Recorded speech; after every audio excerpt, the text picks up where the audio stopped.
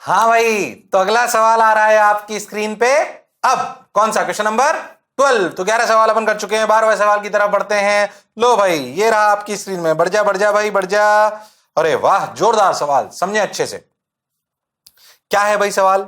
As shown systematically in the figure, two vessels contains. पहले figure देख लो ताकि तुम्हें सवाल पढ़ते वक्त फील आए। देखो भाई कैसे, देखो ध्यान से। दो कंटेनर है, उनमें दो सॉल्यूशन है, N1 और N2। ठीक भाई, अपने को समझ में आता है, अच्छी बात। अब क्या करें? देखो भाई, अगर अपन ध्यान से देखें तो सवाल पढ़ते हैं। In the figure, two vessels contains water solutions at temperature T of potassium permanganate की MnO4। डरो मत, केमिस्ट्री का सवाल नहीं है, सवाल फिजिक्स का ही है, ठीक है। Of different concentration N1 and N2। N1 N2 उन दो लिक्विड में कॉन्सेंट्रेशन है। Molecules per unit volume, molecules per unit concentration कैसे दिया हुआ है? N1 N2 molecules per unit volume with delta N equal to N1 minus N2। तो N1 minus N2, और बोला हुआ है कि N1 N2 से बड़ा है, और N1 जो है और जो डेल्टा N है, डेल्टा N बहुत छोटा है किससे? N1 से, ताकि अगर अपने को कहीं कोई एजम्पशन लेना हो तो अपन ले पाए, वो इसीलिए अपने को दिया गया है। When they are connected by a tube of small length L and cross-sectional area S, KMnO4 starts to diffuse from the left to the right vessel through the tube.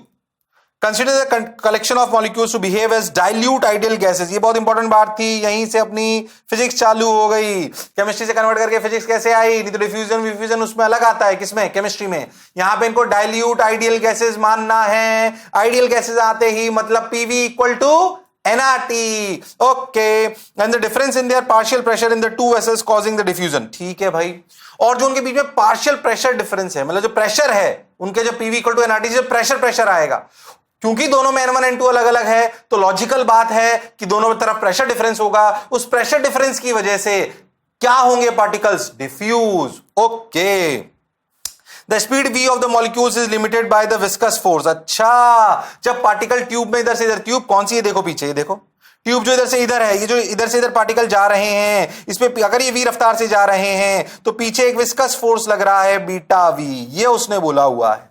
बोलो clear? Beta is some constant, v is the velocity of the particles.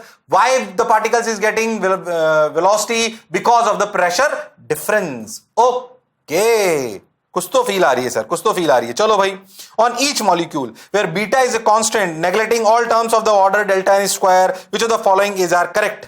के B is the Boltzmann constant. तो ये सवाल है, ये diagram है जो आपको पीछे दिखाई दे रहा है, और ये अपना ऑप्शंस हैं। The force causing the molecules to move across the tube is.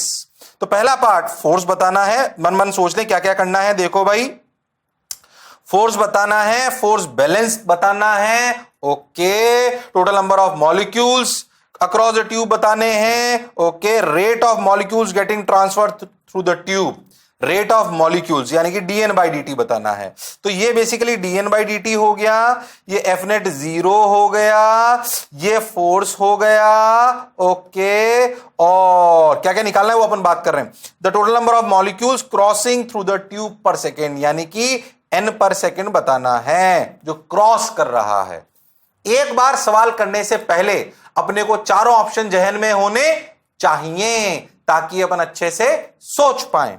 Okay, बात समझ आ गई सर। अब क्या करें? चलो भाई, तो आगे चलते हैं। देखो भाई, मतलब पहले अपन ने सवाल को वापस एक बार देखा कि MnO4 दो ट्यूब, अपना एरिया S और अपनी लेंथ L। चलो भाई, अब अपने को निकालना है फोर्स कॉजिंग द मॉलिक्यूल। अगर तुम डायग्राम को ध्यान से देखो तो तुम्हें बात समझ में आएगी कि यहां का एक प्रेशर है, मान लो P1, और यहां का एक प्रेशर है P2।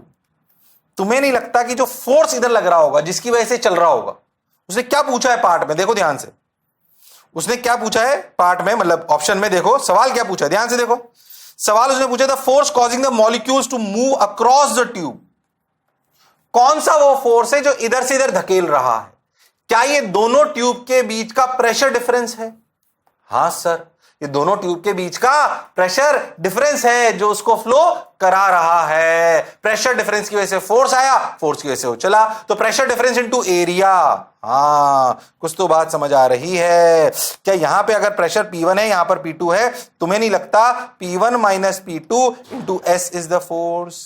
ओके सर, आप सही बोल रहे हो। अब P1 कहां से लाएं, P2 कहां से लाएं? P1 P2 आएंगे PV इक्वल टू NRT से, PV इक्वल टू NRT से। तो देखो करना चालू करते हैं, देखो ध्यान से देखो जो मैंने बोला। P1s P2s, तो अपना नेट फोर्स क्या हो गया? P1 minus P2 into S. हां सर, बात समझ में आई? अच्छा चलो भाई, तो delta P F equal to delta P into S. ठीक, और देखो P V equal to N K B T, ये कहां से आया? ये वहां से आया, P V equal to N R T.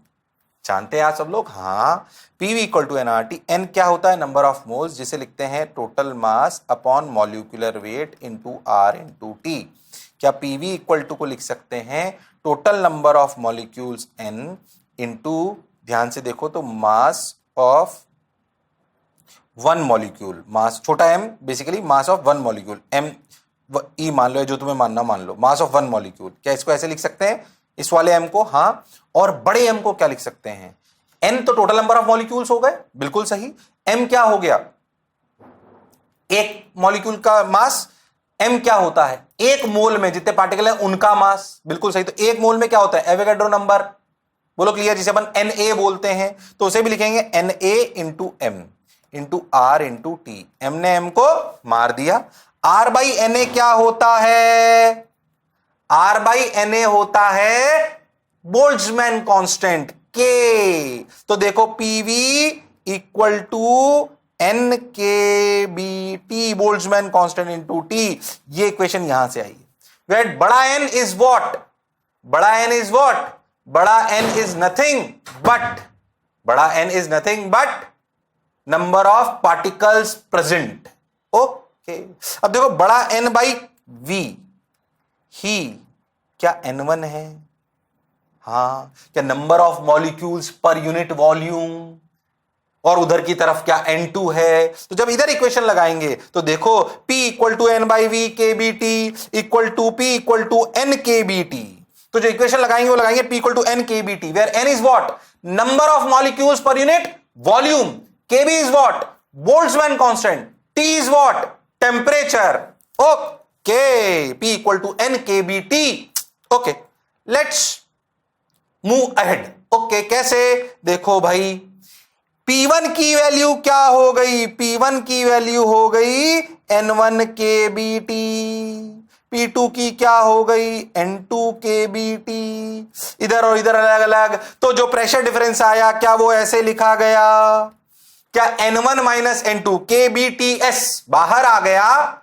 क्या N1 minus N2 delta N बोला गया है? क्या बोला गया है? Delta N। हां सर, बिल्कुल सही बात, बस तो उसको N बोला गया, डेल्टा N तो आंसर आ गया, डेल्टा N के बी टी एस। क्या यही ऑप्शन ए में दे रखा है? चूंकि ये दे रखा है, इसका मतलब ये अपना पहला ऑप्शन करेक्ट है। पहला ऑप्शन करेक्ट है। ओके, बहुत बढ़िया। चलो भाई आगे चलते हैं, मौज मारते हैं। दूसरे पार्ट में देखो क्या लिखा था, फोर्स बैलेंस। अब पहले फील करो फोर्स बैलेंस हो क्यों रहा है, समझो अच्छे से। जब इधर से इधर लिक्विड चल रहा था ना, तो एक कांस्टेंट वेलोसिटी अचीव हो जाएगी। बताता हूं क्यों। क्योंकि इसमें पीछे ये फोर्स तो इसको इधर धकेल रहा है, और देख उसमें एक विस्कस फोर्स दिया गया है जो पीछे लग रहा है, बीटा वी। जब इक्विलिब्रियम आ जाएगा, देख शुरुआत में जब ये फोर्स ज्यादा है तो वेलोसिटी बढ़ेगी बढ़ेगी बढ़ेगी बढ़ेगी बढ़ेगी बढ़ेगी, पर जब एक इक्विलिब्रियम आ जाएगा, जिसे अपन बोल सकते हैं टर्मिनल वेलोसिटी भी, क्या जब वो टर्मिनल वेलोसिटी आ जाएगी तो क्या इधर जो फोर्स क्रिएट हो रहा है आइडियल गैसेस मानकर लेफ्ट से राइट की तरफ, और जो विस्कस फोर्स लग रहा है राइट से लेफ्ट की तरफ, ये दोनों बराबर होने चाहिए? ये दोनों बराबर होने चाहिए? हां सर, बिल्कुल बराबर होने चाहिए। तो उनको इक्वेट कर देंगे तो फोर्स बैलेंस की इक्वेशन आएगी। क्या ये फोर्स है जो इसे पुश कर रहा है? क्या बीटा वी वो फोर्स है जो इसको अपोज कर रहा है? बिल्कुल सही। हां, चलो भाई देखो भाई देखो भाई, अब देखो ये क्या करा अपन ने, beta V equal to N1 into S into L. ये क्या है? बीटा वी क्या है पहले समझो। बीटा वी एक पार्टिकल पर लगने वाला पीछे फोर्स है। ओके, ठीक है सर। अब एक बात अच्छे से समझो, एक पार्टिकल पर ये लेंथ कितनी थी, ध्यान से देखना अच्छे से। ये लेंथ कितनी थी भाई? ये लेंथ कितनी थी? L। इस पूरी ट्यूब में देखो तो इस पूरी ट्यूब पे जितने भी पार्टिकल हैं उन पर यह फोर्स लग रहा है, एक पर नहीं, force on all the particles present in tube? Yes or no? Force on all the particles present in tube. पर बीटा वी तो क्या एक पार्टिकल पर फोर्स है पीछे? हां, तो जितने भी ट्यूब पर पार्टिकल हैं उन पर टोटल फोर्स पीछे कितना लगेगा? Beta V into number of particles present in the tube. Yes, बिल्कुल सही. अब देखो, number of particles present in the tube is N1. N1 क्यों ले रहा हूं, कंफ्यूज मत होना, क्योंकि इधर वाली ट्यूब का जो कंसंट्रेशन है वो N1 है. वो ही कंसंट्रेशन क्योंकि ज्यादा है, क्या वो ही फ्लो करके N2 में जा रहा है? हां, तो N2 के कंसंट्रेशन को थोड़ा बढ़ा रहा है. बिल्कुल सही बात है. तो N1 वाला पार्टिकल ही इधर जा रहे हैं, इसलिए N1. इस ट्यूब में कौन से पार्टिकल का सॉल्यूशन होगा? N1 वाला. तो N1 is number of particles present पर यूनिट वॉल्यूम. वॉल्यूम कितनी? S into L. बिल्कुल सही. तो N1SL is the number of particles present in tube. Beta V is the force on one particle backward. Therefore, total force backward is what? Is beta V N1S into L. बिल्कुल सही. This should be equal to force from the left to right. That is J वाला delta N KBTS. इसलिए equation आई. बोलो, क्या अब समझ आया? क्या फील के साथ समझ आया? अरे हां ना तो बोलना पड़ेगा भाई. बोलो, आया कि नहीं आया? आया सर. तो लो भाई, अब बस कुछ नहीं करा. अगर अपन इधर से इधर देखें तो एस ने एस को मार दिया. N1 बीटा BL equal to delta N KBT. यही ऑप्शन बी दे रखा है. अगर दे रखा है तो ये भी सही है. तो ये भी सही है. अभी तो दो ही पार्ट निकाले हैं भाई. मल्टीपल करेक्ट टफ सवाल होते हैं, अपने आप में छोटे छोटे 4 सवाल होते हैं. पर फील आ गई सर यहां तक, इसमें कोई दिक्कत नहीं है. अब देखो, चलो भाई आगे बात बढ़ करते हैं. कैसे? सुनो, देखो वो अगले पार्टों में क्या क्या था. ध्यान देखो, dN by dt पूछ लिया था, number of particles molecules crossing पर सेकंड पूछ लिया था. तो n क्या है? Total number of molecules. n क्या है? Total number of molecules. dN by dt क्या है? dN by dt क्या है? SVN1. समझो एक्चुअली क्या है. ऐसे अगर आपकी ट्यूब है, ठीक, अब समझो कि मान लो कि आपके पार्टिकल v रफ्तार से चल रहे हैं, तो यहां से जो पार्टिकल क्रॉस कर रहे हैं 1 सेकंड में कितनी लेंथ चल जाएंगे? v 1 second length in 1 second. ऐसे ही सोचते हैं. बिल्कुल सही. ठीक है. तो dN by dt is what? dN by dt is basically rate of flow of number of particles crossing into the tube. मतलब 1 सेकंड में क्रॉस सेक्शन से कितने पार्टिकल क्रॉस कर गए? dN by dt तो यही हुआ ना. हां, बिल्कुल सही. तो सोचो, S क्या है? एरिया. N1 क्या है? नंबर ऑफ पार्टिकल्स पर यूनिट वॉल्यूम. तो 1 सेकंड में कितने गुजरे? जितना इस जगह से 1 सेकंड में पार्टिकल निकल गए, इस क्रॉस सेक्शन से 1 सेकंड में कितने लेंथ के पार्टिकल निकल गए? V लेंथ के. L तो टोटल लेंथ है. उसने dN by dt पूछा है, पर यूनिट टाइम. पिछले सवाल में जो हमें जरूरत पड़ी थी, वो जरूरत पड़ी थी number of particles present in the tube, तब उसको बीटा V से मल्टीप्लाई करा था. ये अलग बात है. ये dN by dt.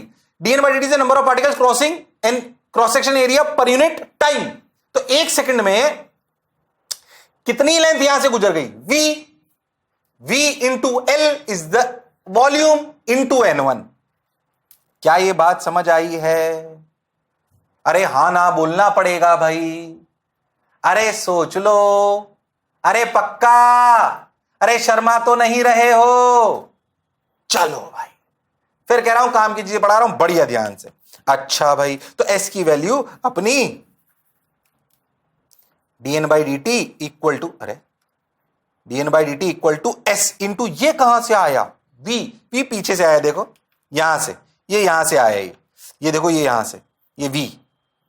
बोलो V की वैल्यू क्या है? यहां से देखो, इस जगह से निकाल के बता रहा हूं. V की वैल्यू क्या है? देखो, V की वैल्यू आई delta N KBT upon N1 beta L.